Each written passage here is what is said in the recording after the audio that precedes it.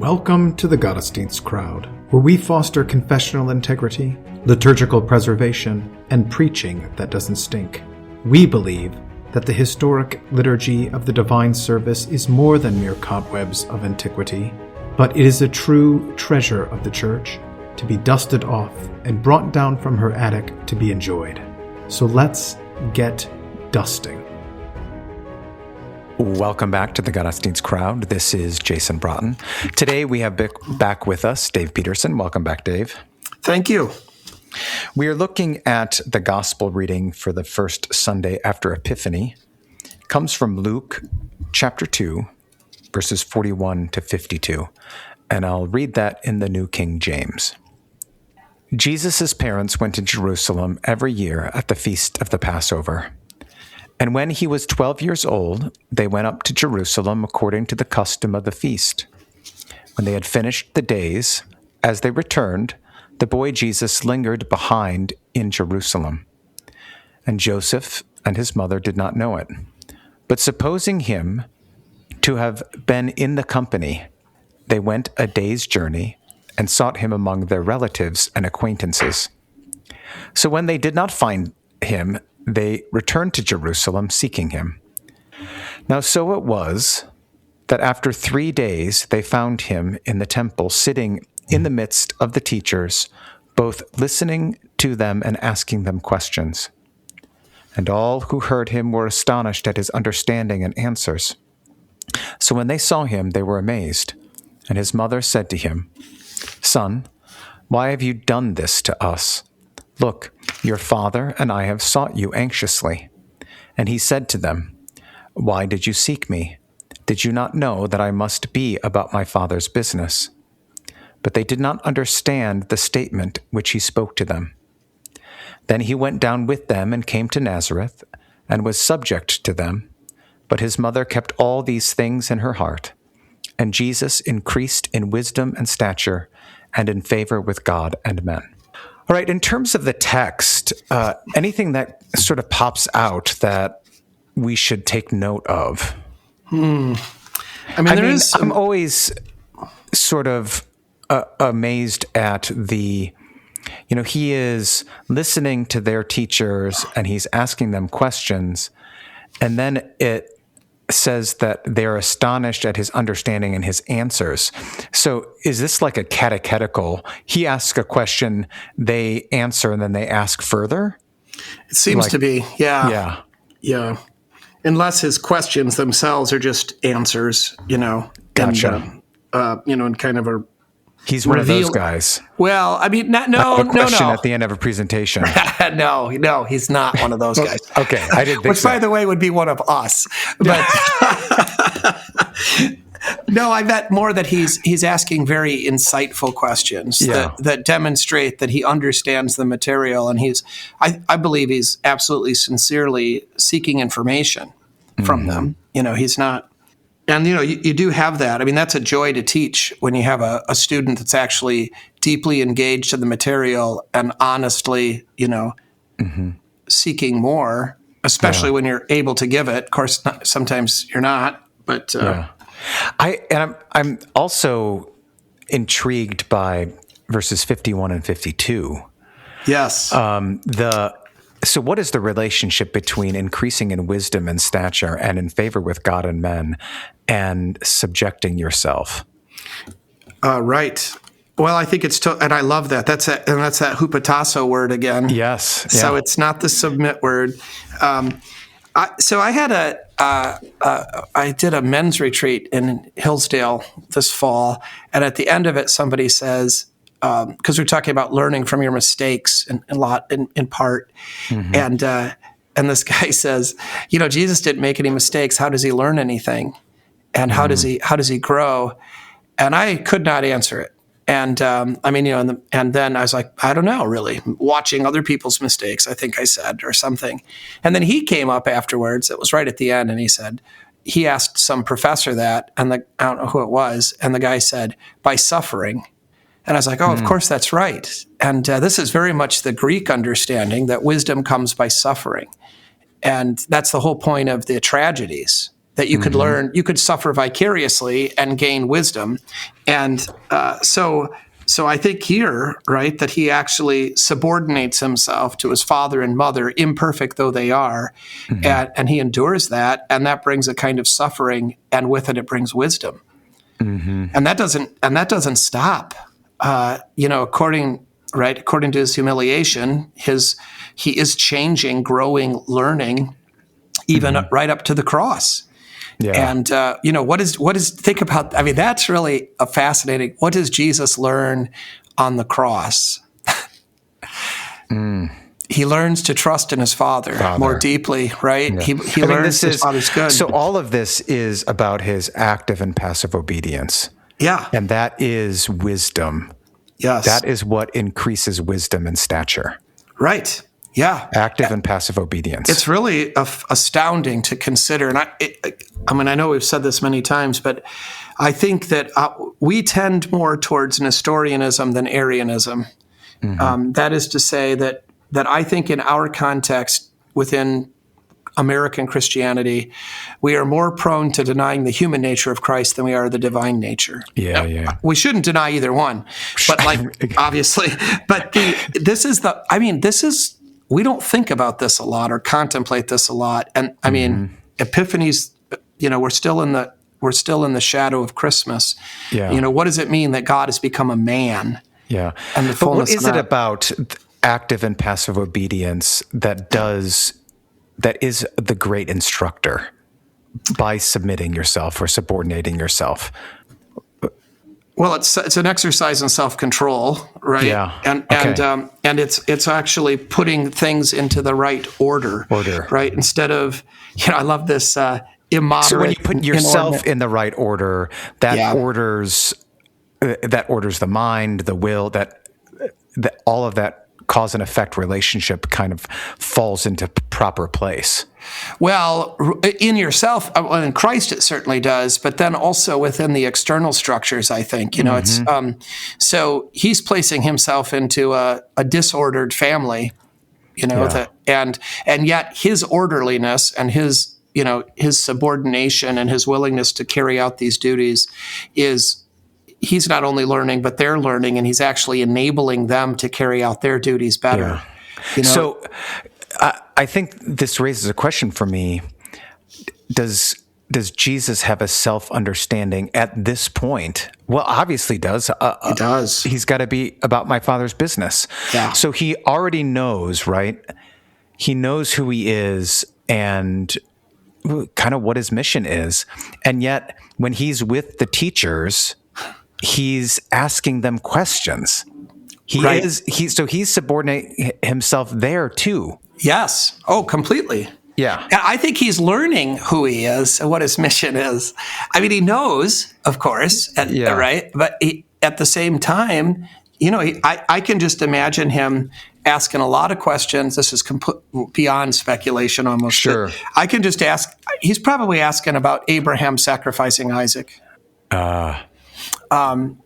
He's asking about the suffering servant. He's asking about what's going to happen to me, and what am I supposed to be doing, and how are we carrying this out? And he's got to be looking at those sacrifices and seeing his own fate. And so, I think these are the questions I expect. He's asking about the rituals of the temple and how these are messianic and what this is showing of the coming atonement. He's asking about the sacrifice of Isaac. He's asking about, the suffering servant. I mean, this is his Father's business, and it's all, of course, interconnected. I mean, we don't know the exact questions. That's quite obvious, but we should recognize that he is. I mean, that's what the Bible's about. That's what these teachers are supposed to be teaching. He's helping them teach that by the questions that he asks and the answers he gives. And it's just a mystery beyond comprehension that he has things to learn about it, but he does, according to his humiliation. So what things maybe at the feast would he be inquiring about? That's a good question. I don't... I'm just wondering, are there specifics in the Passover that he would be inquiring about? I mean, he might be, he could be asking questions about the Passover lamb, but he could also be asking questions about the angel of death that passes over. And he could be asking about the meal itself, the bitter herbs and the things that are going on there. He could be being instructed. The sun is. Yeah, he could be being instructed in this very moment about the Lord's Supper. Or this could be informative, right? I mean, he does institute, right? In another 20 years, the Lord's Supper in this same context. And, what is the meaning of the meal and eating together on the night before we flee Egypt? And how does, God use this? And I could see all of that being, I like that. That's a good point. Do you think it's the same questions he's asking Moses and Elijah on the Mount Transfiguration? Does it say he's asking questions of Moses and Elijah? Well, they're talking about his Exodus.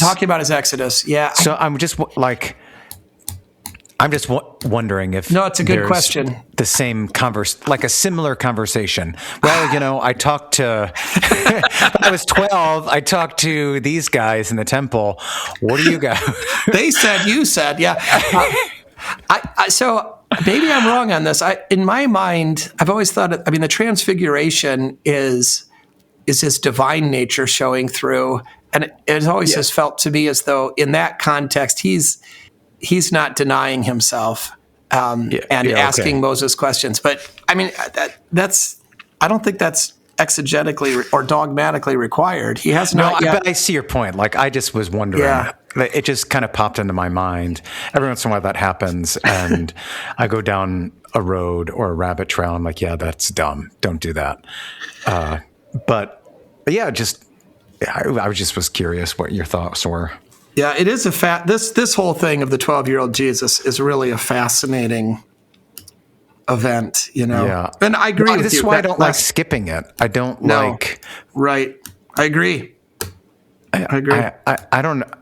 it's hard to decide, if you don't celebrate the baptism of our Lord on the actual day, it can be difficult to decide which one, but I just don't like missing this text. Yeah. I do love the baptism of our Lord also. Yeah. But, right, we're able to usually pull that off on the 13th. Oh, yeah. But not every year. Depends what day of the week it tend falls. To go back and forth. So, yeah, I love this text. I don't want to skip it either. And I do think that whole idea, it's just, all of it, right? There's so much of the incarnation here. The fact that he doesn't know everything, according to his humiliation. So he has questions to ask, that he subordinates himself to the teachers, then to his mother and father, that he grows. All of that. And then at the same time, though, showing his divine nature is kind of leaking out, right? In that he has this, and though I don't know that it's really his divine nature as it is his moral purity, that he has such insight and is so attentive to the word and, is able to rebuke his mother. Yeah. And I don't think it requires any, exercise of his divinity to recognize that she's the one, misbehaving. Yeah. So he's growing in wisdom, stature. That seems to indicate he's growing in, not necessarily physical stature, but stature in other men's minds. Right. But I think they go he has increased authority. Yeah. And it's interesting to me that relationship between. When you subordinate yourself, you put yourself under authority, and that increases authority. Oh, that's good. And that's contrary to, I think, the modern way of thinking. Well, certainly to the flesh. And the flesh and what you kind of hear today, like if someone's there, a man's man or, their own person, they don't submit or subordinate themselves to anything. Right. And the biblical teaching on this is the opposite, is that your authority increases precisely by putting yourself under somebody else's authority. Right. Well, I think it was out of place, and it's hard to imagine the Greeks too. They were, very concerned about social status and not looking inferior in any way. I mean, Jesus washing the disciples' feet shocks the disciples. This is, but there is this reality though that we do know the kind of people that we like. And those are the people that, their gentleness shows forth. And they endear themselves to us because, they're reliable, they're trustworthy, they're easy to work with, those things really do matter. And I was thinking about this just recently. I was with a guy and he was telling me, he's a confessional Lutheran guy.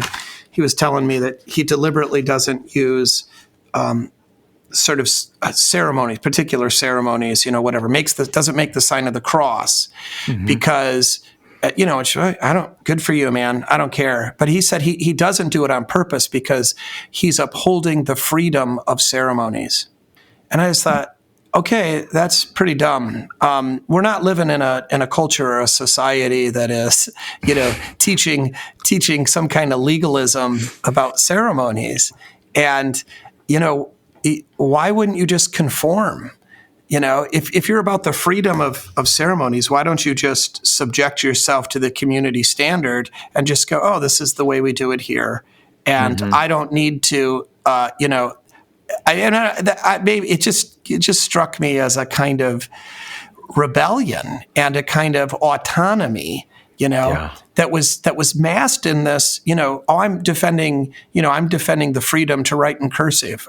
I didn't know it was under attack, it was, this like, I don't know if that makes sense, but there is a kind of individualism that is actually turns out to be distasteful. And oh, for sure. Yeah, I think it has to do with, again, like if you will subject yourself to tradition, if you will, instead of showing how I have to demonstrate that I am, equal to Augustine, in my creativity and genius. And there's just so much of that, even in the naming of children. I'm just going to ban. No, you're not allowed to name. I'm not going to baptize any more children who, unless they have the same name as at least one other person in the congregation. No new names. It'd be a good rule, actually. Wasn't there a rule like this is this in Germany? Where you had to, the government had to approve the kid's name? Well, I know there are certain names you can't use. Yeah, it has to be like authorized. The government has to authorize the kid's name, I think. I always thought that was ridiculous. I'm starting to maybe think they're onto something. Yeah. Anyway. We've always just used family names. Well, there you go. So. If you go back far enough, they're all family names. Right. Thanks. All right. So let's jump into Luther this week. So how does he handle this? Well, he's got a lot against the Pope again. Something on law gospel, I'm sure. The monasteries, yeah. No, it's quite a good sermon, I think. This is in volume 76, the new translation of the House or the Church Apostles. And he gets to it. It takes him a long time. He has really kind of three ideas, I think, throughout this sermon. The first is really crosses. And he really just kind of oozes sympathy for Mary, though he blames Mary. So I think this is interesting. So Mary has to suffer this horrible reality of having lost her son, and not just any son, but the Messiah, right? And how is God ever going to forgive her for her failure in this regard? And how could she be so stupid? I mean, this is her own internal dialogue kind of thing. And so he talks a lot about that and how God, is actually doing this to humble her and to teach her where to look. So that's a pretty major theme, and especially in the first part of the sermon. And then he really does kind of jump to I think the more profound point, and that is ultimately he says this is a text about how and where we should seek and find Christ. And, in the temple, in the things that God has instituted where he's promised to be, that's the point.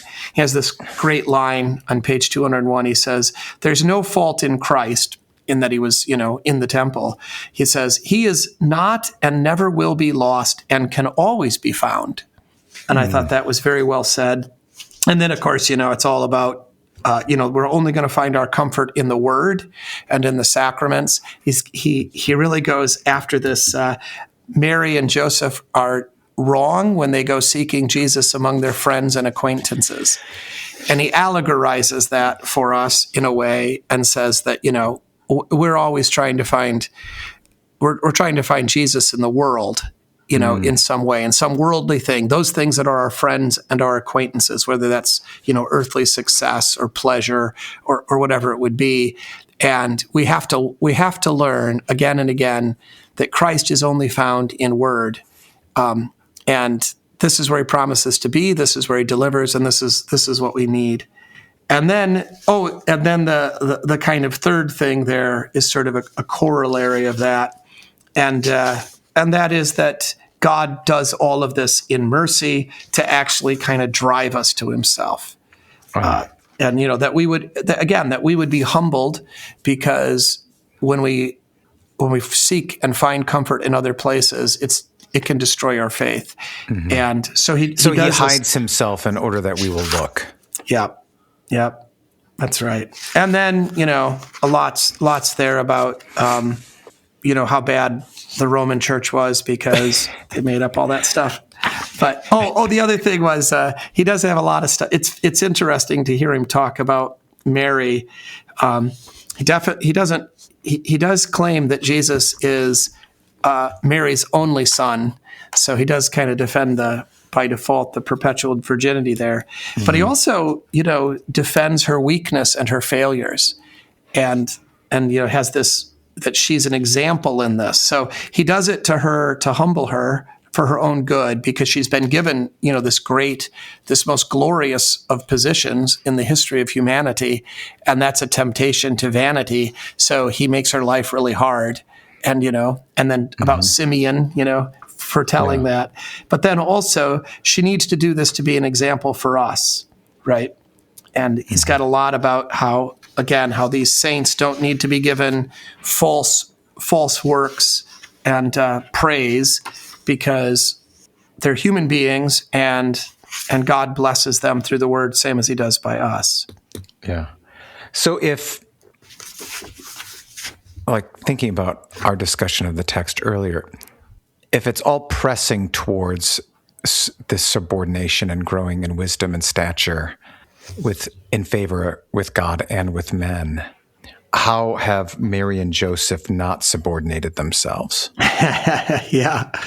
Well, they're taking him for granted, right? They're not subordinating themselves to the order, but they're exercising authority for their own pleasure. I mean, they neglected, a 12-year-old boy, and just assumed he would be where he's supposed to be, and did not show due diligence, right?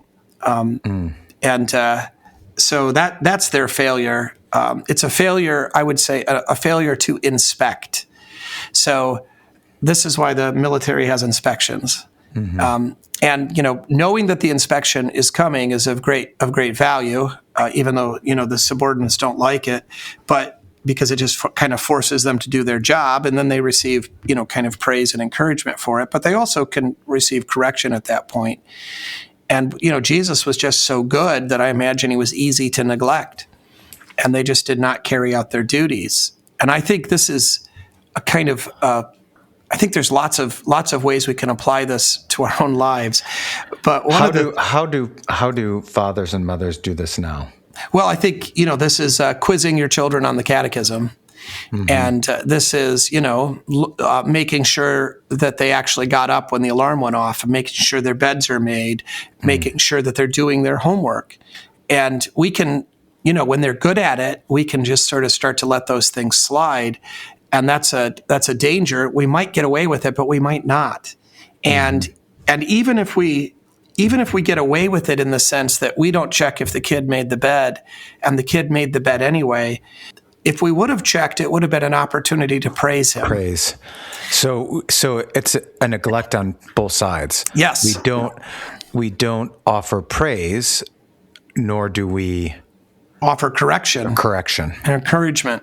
And so, it's a misuse also of the gift of speech. Right. Yeah. So, even though your children know the 10 Commandments, having them recite them and then praise them for it is good. Mm-hmm. It helps. It's good for them as an exercise because they're seeding it deeper in their memory and they're speaking what is true, and that's good. But it also, gives them a chance to demonstrate and receive your praise.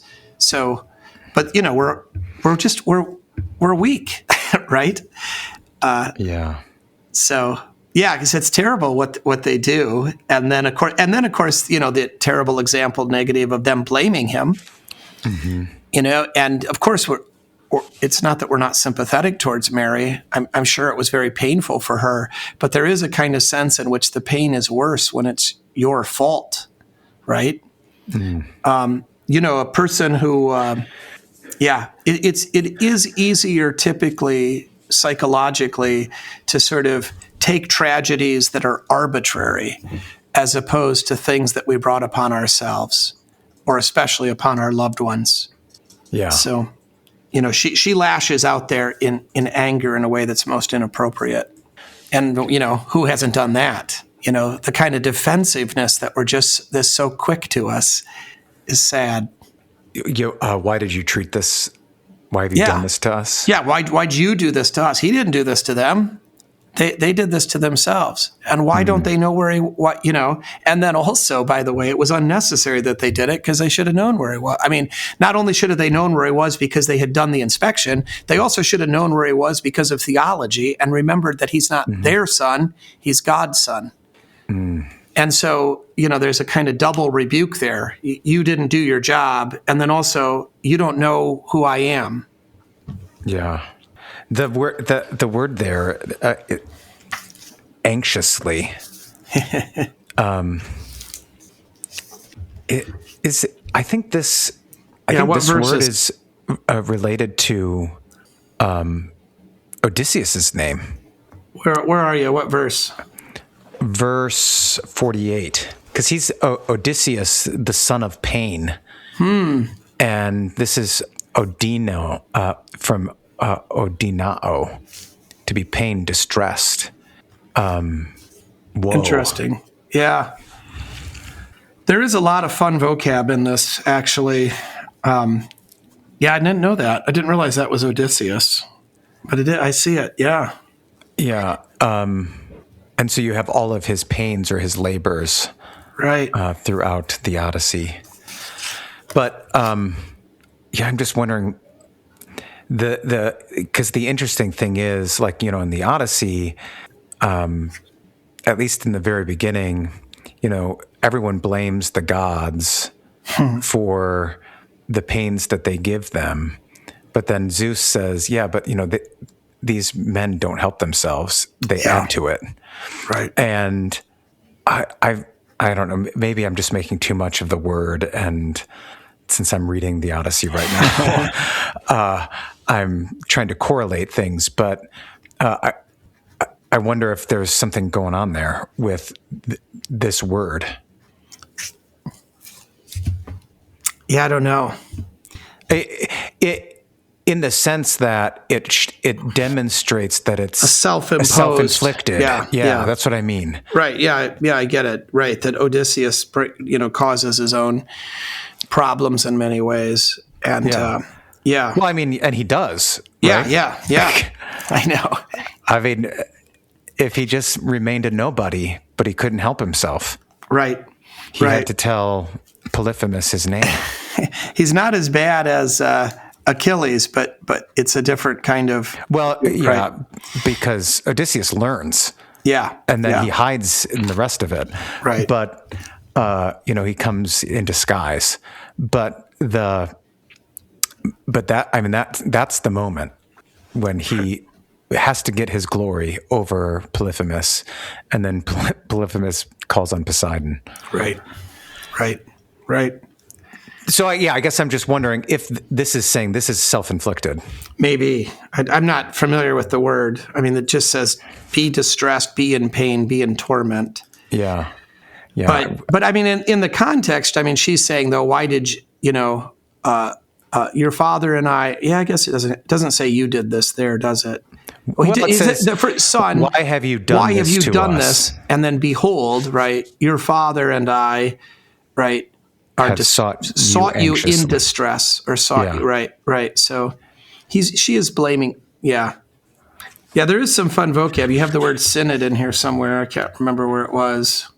The acquaintances? No. Was that it? No, the acquaintances were the suno, or the relatives, or, there it is. There it is in verse 44, right? That they were on the way. Those who had traveled together with them. So you've got that. Kind of fun. There was some other stuff. I'm trying to remember where I just read a sermon within the last recent about this word agenita. It came to pass. What was that? Do you know what I'm talking about? Is there? It was for Christmas, and it was this big thing about it came to pass, and that means it happened in the real world. I don't know what that sermon was. Anyway, we discussed it. It was. Didn't we talk about that at some point? And it happened? I thought we talked about that. Maybe we did. I thought it was coming up. Isn't it one of the, and it came to pass, or maybe it was, Christmas Eve. I thought it was Christmas Eve, but I can't remember what the, was that a Luther sermon then? What was that? No, I think we just got off. Discussing and it happened. Oh, maybe that's what it was. And we were just kind of riffing off of doing a sermon on that. Well, there you go. Well, here it is again. And whenever it happened, that he was 12 years old. So the other thing, of course, I do think that there's an opportunity. So word and sacrament are very obvious. I mean, like that we have to find Jesus where he is. And I think that's good. That's very helpful. The vocation thing, could certainly come out here with, I've been saying lately, I think this is true, right? That we always talk about the office of the ministry doesn't exist apart from its function. Mm-hmm. So we don't really believe in an ontological office of the ministry. It has to actually be carried out. It doesn't exist for its own sake. It doesn't exist in a vacuum, right? So, and that's the problem, by the way, with people carrying out the functions who aren't in the office. But we could apply this reality of there is no office apart from the function also to mother and father. Mm. And I think we should, because we live in a perverted age where people who just simply impregnate a woman act like their talk about like their fathers. Yeah. And we need to uphold repeatedly the men who do the real work. And, adopted fathers are real fathers. Men that impregnate women are not fathers, because there is no office apart from the function. Mm. And so the men that are doing the work should be praised, and we should thank God for them, and we should recognize that's real, and God blesses it. And we should condemn those who aren't, and who refuse, and not give them any honor. I always feel so bad. I mean, I get it. I mean, I sort of get it. I haven't lived it personally, but I feel so bad for the few boys that I know whose biological fathers are not fulfilling the functions, and how they're so desperate for those men to be their dads. And I just want to tell them, let it go. You have a dad, the guy that lives with you and who does these things. But anyway, so that here, you've got a kind of failure for her to do her duties. I don't mean she's not his mother, and that might be the other side of it. There's no office apart from the function, but also there is no requirement, in a sense, to be perfect in the carrying out of these functions. Our Lord subordinates himself to his mother after she fails, and he doesn't say, "Okay, now I'm not going to obey you anymore," but he actually is still part of it, and he honors it. And our Heavenly Father doesn't withdraw that office from her. She is the mother of God still, the mother of our Lord. Mm-hmm. And she gets another chance, and she gets to keep going. Yeah. So what direction do you think you're going to want to go on this? Like what are the things that you want to highlight? Yeah, I don't know. I mean, I would like to talk about this, about the Christology here of Christ growing, because I think what is that Christology? Well, that the depths kind of his humiliation, that he actually, as a man, denies himself to the degree that he has to learn things, and that he learns it, in the normal way, that he's obedient to this.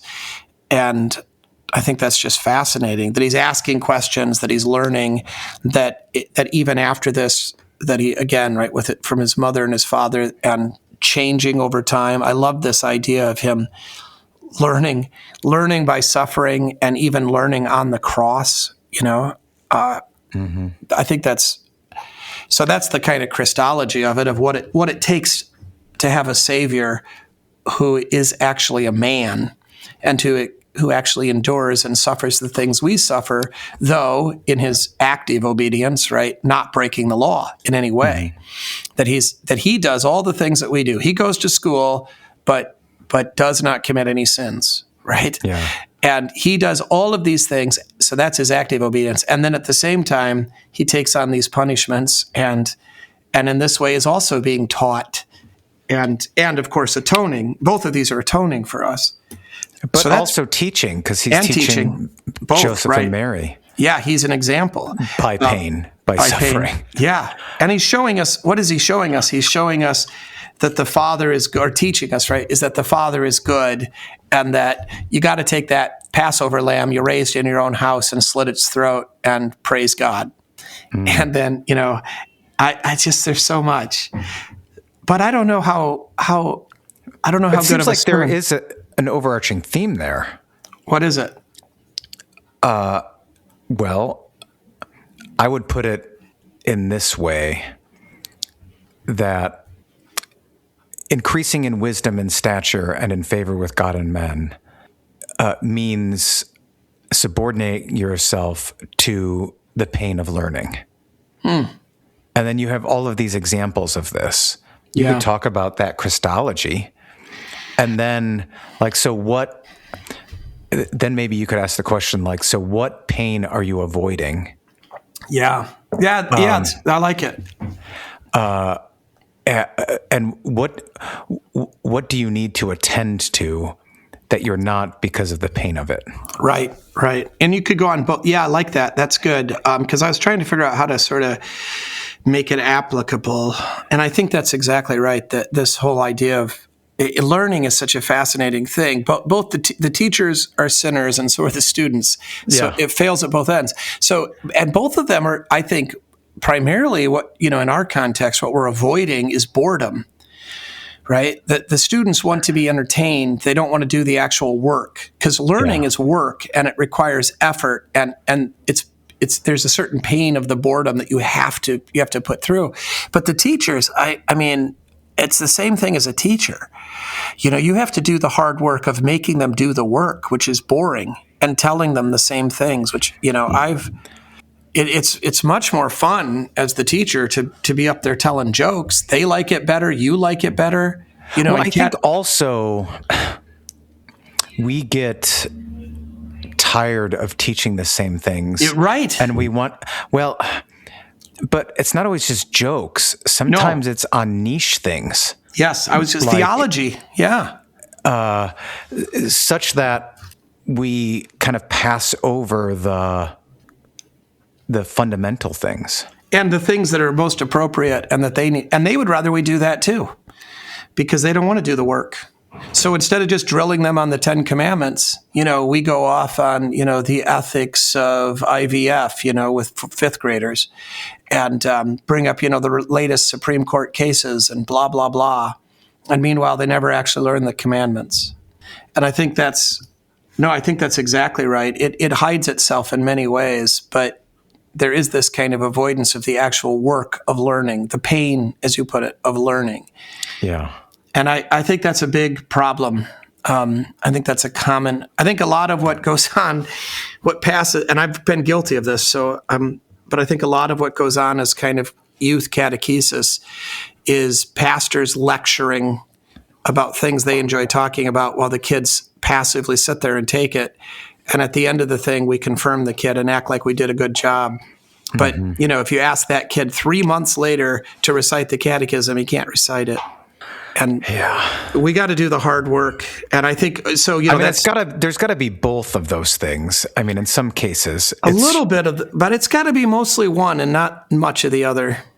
It depends how old the children are. We have pretty young children that we're okay. So for sure, but the younger, yes. The younger they are, the more drilling they need, the more repetition, the more rote. Yeah. But I think it also, in families, I think it happens also, because it's the same thing with being a father, right? Yeah. We really don't want to do we don't want to listen to our own children recite. I mean, we don't want to do these things. We want to just do our own thing, or we just want to be entertained. And so to do that kind of work of inspections and to give the praise that they deserve and that they need to grow and to learn, but also to make these corrections, even though a lot of times it'd just be easier to do it most of the time, maybe. I could just make this bed faster than it would be to make him come back up here and do it. Or, and I think that's a failure, again, that they take advantage of and that we let them because of our own weakness. Yeah, so what is the wisdom? How often inspections happen? Is there? Ooh, good one. It's got to be daily. Well, for some things, but what about for other things? Yeah. Because so for example, like I want my children to learn self-discipline. So in some ways you have to allow sometimes that pain to happen, but there has to be an inspection to figure that out. Like, so there are times where it's like, I'm not going to get them up because they have to feel the pain of now they're behind and they still have to get this amount done. Yeah, but okay. Does that make? Yeah, it does. But I think that's exactly right. But you have to be still. You have to know that they're not getting up. I mean, so that the inspection might uncover this, and you let it go, so that they feel the pain. You're not just I'll just believe it'll happen, right? You're not. No. Yeah, no. And, so that's part of the inspection. I think so. So that's a daily thing then.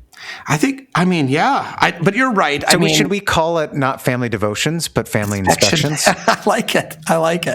It's funny for even I hated inspections so much. I never understood the value of them.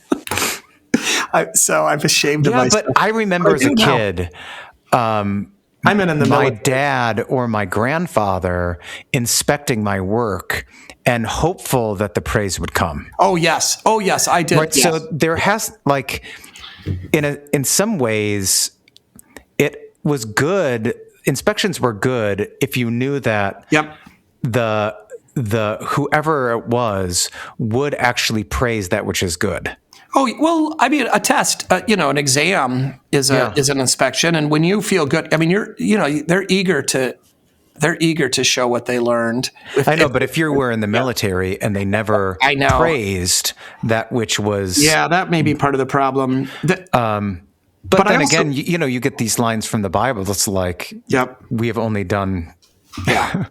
what you've told us to do. But I like this idea of thinking about it in these terms, and I like your idea of what is the overarching theme. Well, or the occurrence, like how often do these things happen? Oh yeah, and I think it does depend on what the event is. I mean, if you're going to your sister's wedding and you let your son pack his own clothes, you might look that over. Well, I guess that raises questions like, are we treating the divine service as an inspection? Well, an opportunity for praise. Yeah, that's a good question. Of us. Like that God is praising us.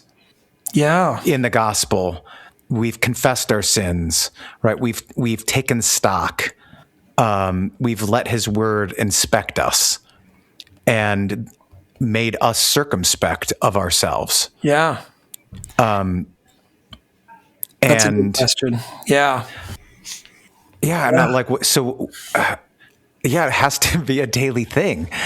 Yeah, it really does. But I like the idea of inspecting your children before bringing them to church. That's what I thought you were going to say.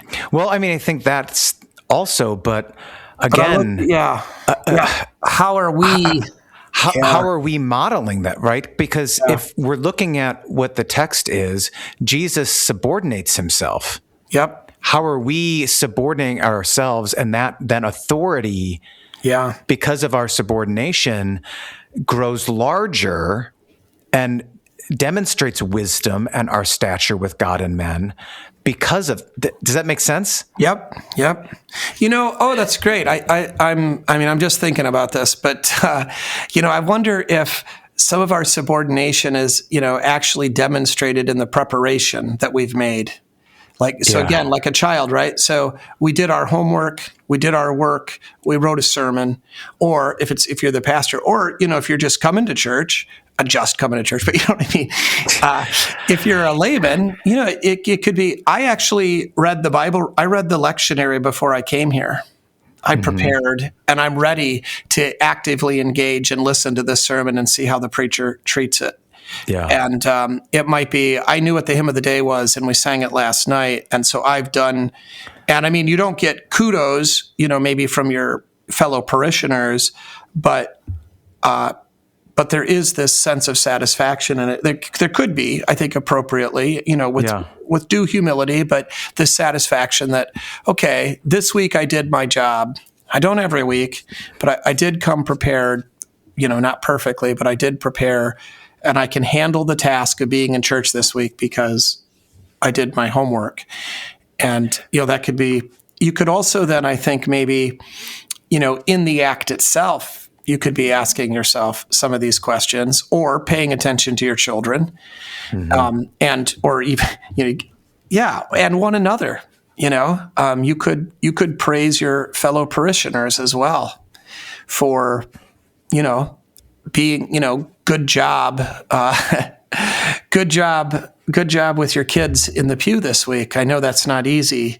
And boy, they look beautiful, and they're well dressed, and their hair is combed. And I know that didn't happen by accident. And right? Right. Yeah. I mean, we kind of do some of that, I think, but maybe we could be a little more deliberate in it.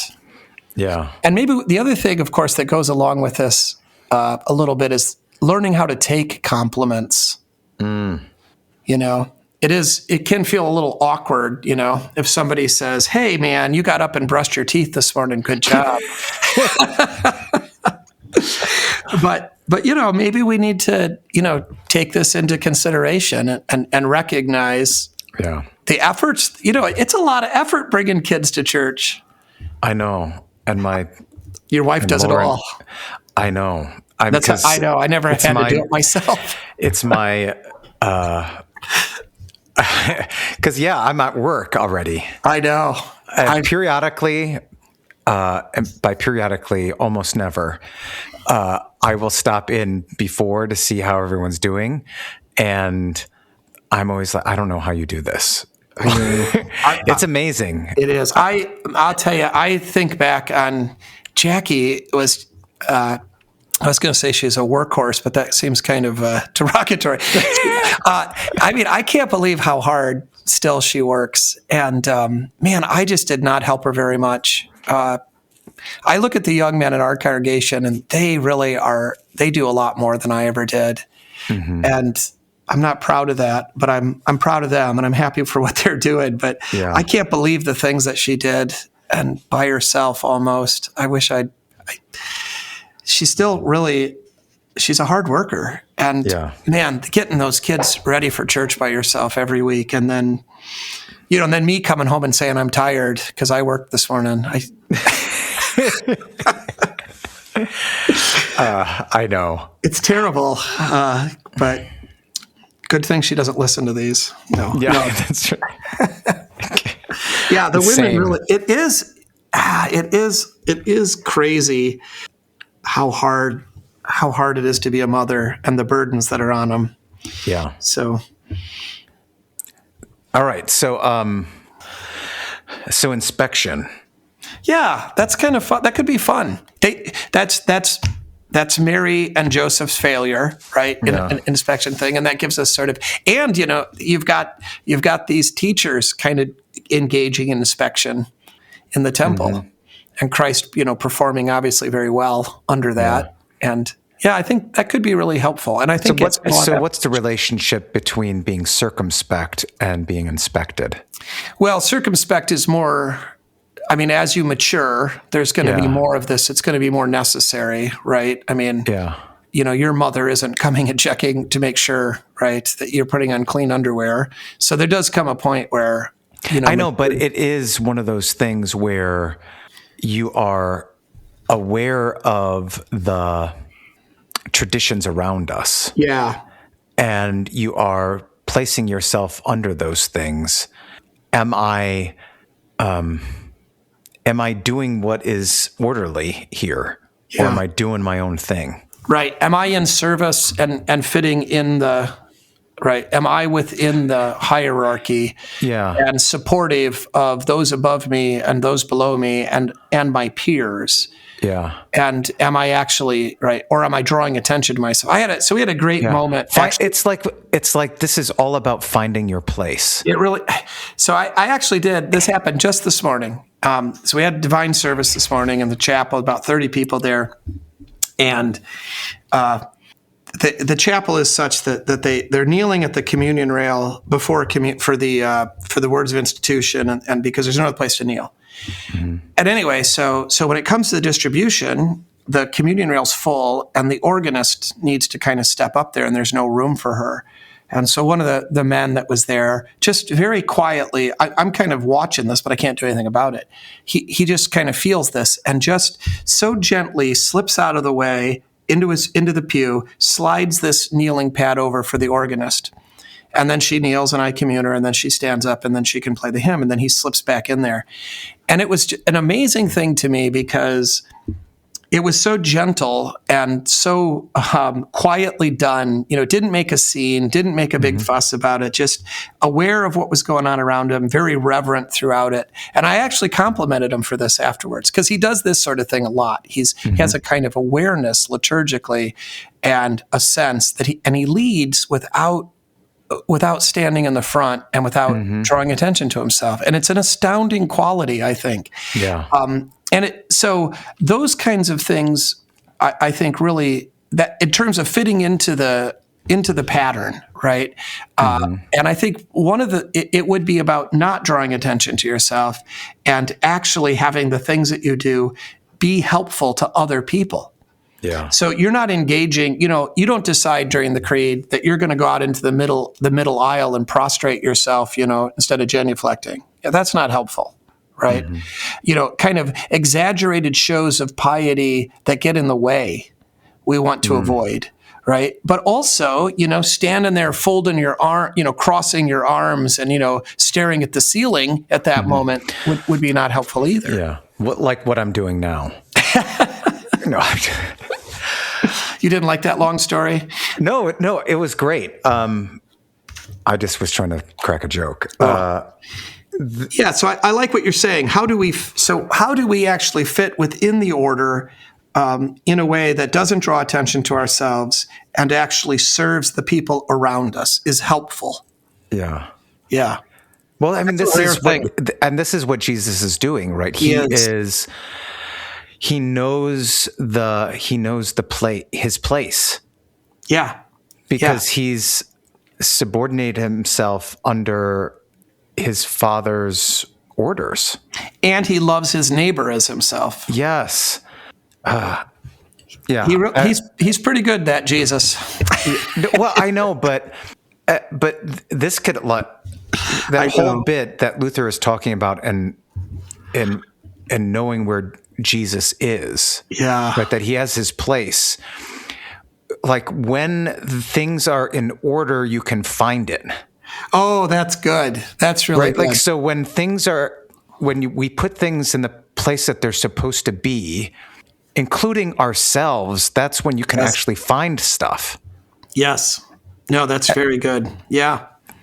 Well, and back to learning, right? Having an ordered mind. a disciplined mind that, there's a lot of applications here. Yeah. And I'm in Melanchthon's textbook. That's his whole point in learning logic, is it orders our thinking. Nice. So that we can understand and teach and confess. Those are his three things: understand, teach, and confess. Good. Yeah, that's great. Yeah, and you've got that hupotasso word right in here. So right, I know. You got the word order. That's very good. That could be a great sermon. It could. I agree. It's and I think very needed. Yeah. But I think I would want to have some of that inspection, like, so in terms of, okay, how do we ensure that these things are happening? Yeah. I mean, divine service is part of that, right? That's our weekly inspection. But go ahead. Sorry. Go ahead. The other thing would be, this is a great thing. We should be noticing who's not present. That's part of the inspection. Hey, where were you? Yeah. And do you have a valid reason that you weren't here? Or was it, Or, we missed you. Yeah. Like, you have a place here. Right. And because it was empty, and that wasn't normal or right. Right. That something was out of order. I mean, that's the first inspection. That's the first inspection. Did you show up? Yeah. Right. Yeah. I mean, I was so obvious we didn't even. But I think that's we really ought to start, and maybe we need to start offering praise for that. Hey, you showed up. Yeah. That's not insignificant. In fact, I mean, it's the foundational thing. You came to the right place. Even Mary and Joseph maybe get a little credit. Yeah, they finally showed up. They did get there, and and thanks be to God, when they got there, He was there, and He was always there, and He's always going to be there. And I mean, there's something there too. Yeah, because order, when things are in their right order, not only can they be found, but they can be counted on. Yeah, and they're ready for use. Yes. Yeah. Oh, that's good.